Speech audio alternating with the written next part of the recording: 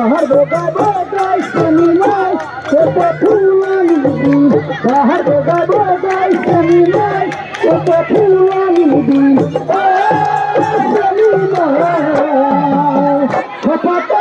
khapata dum dum dum har khati seminai seminai seminai berati berati ali dum dum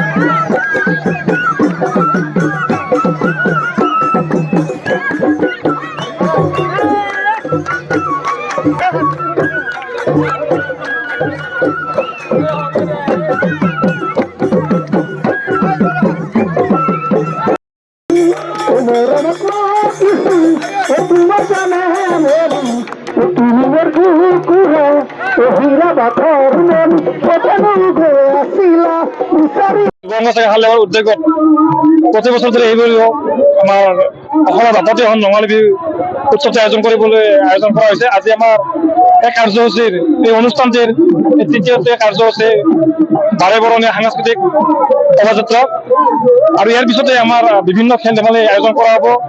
আৰু আমি সকলোকে আপোনালোকৰ জৰিয়তে জনাওঁ যে অহা 3 বহাগ আৰু 4 বহাগত আমাৰ বিভিন্ন প্ৰতিযোগিতা সাংস্কৃতিক অনুষ্ঠান আছে। ধৰি লওক আধুনিক নৃত্য প্ৰতিযোগিতা, সদৌ অসমীয়া বিহু নৃত্য প্ৰতিযোগিতা, সদৌতি কাৰ্যসূচীত আমি সদৌ অসমবাসী ৰাইজৰ উপস্থিতি কামনা কৰিছোঁ।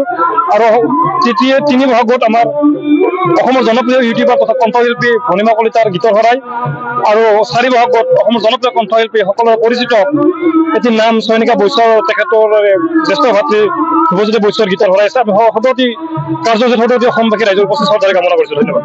আছিলে আৰু তাৰে আজি আমি সাংস্কৃতিক শোভাযাত্ৰা আমি নালিয়াপাৰাৰ পৰা আৰম্ভ কৰি আমি চেঙা সভা মহোৎসৱ ফিল্ডলৈ আহিছোঁ।